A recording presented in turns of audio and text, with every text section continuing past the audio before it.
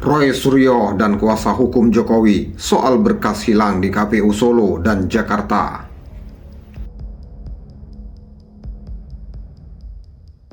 Itu muncul karena dari statement Bareskrim sendiri. Ketika kemudian gelar perkara pada tanggal 22 Mei yang lalu, itu kan banyak data-data ditampilkan.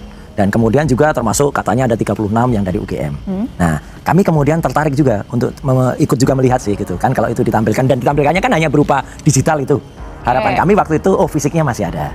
Ya, mulai bukan hanya soal data di KPU, mulai dari harian KR, Kedaulatan Rakyat. Itu kami datang ke KR. Kata KR udah nggak ada, udah diambil. Terus ke perpustakaan wilayah. Menarik lagi, Mbak. Di perpustakaan wilayah itu tidak hanya KR tanggal 18 Juli tahun 80, tapi 3 bendel, 3 bulan itu diambil semua. Loh, ini apa-apaan ini diambil semua gitu. Kemudian skripsi, itu udah ada puluhan juga skripsi disita semua. Ini apa skripsi itu juga termasuk barang bukti gitu. Nah, yang hasilnya di Solo dan Jakarta di KPU. Gimana bisa ada hasilnya di sana nggak ada semua?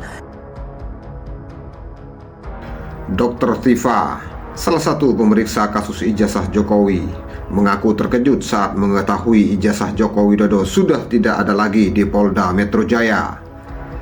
Pernyataan Tifa disampaikan usai dirinya menjalani pemeriksaan kasus tudingan ijazah palsu Jokowi di Polda Metro Jaya. Ia mengaku kaget saat mengetahui ijazah Jokowi sudah tidak ada lagi di Polda Metro Jaya, namun sudah dikirim ke Mabes Polri untuk dianalisis forensik. Menurut Dr. Tifa, informasi ini tidak pernah disampaikan penyidik polisi kepada publik. Roy Suryo sebut berkas termasuk ijazah Jokowi yang digunakan saat mendaftar sebagai calon kepala daerah tak ditemukan di KPU Solo dan Jakarta. Benarkah demikian? Lalu, apa arti penting berkas ijazah Jokowi yang ada di KPU?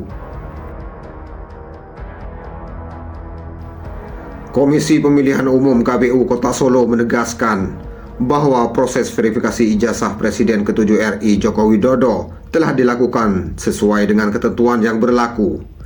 Hal itu disampaikan Ketua KPU Solo, Justinus Arya Ateswara, usai menghadiri sidang gugatan dugaan ijazah palsu Jokowi di Pengadilan Negeri Solo.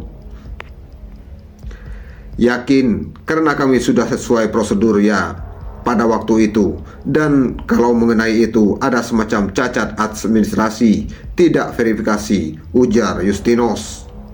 Ia menambahkan dalam tahapan pencalonan Jokowi sebagai wali kota Solo tidak pernah muncul tanggapan masyarakat maupun sengketa administrasi yang berkaitan dengan keabsahan ijazah.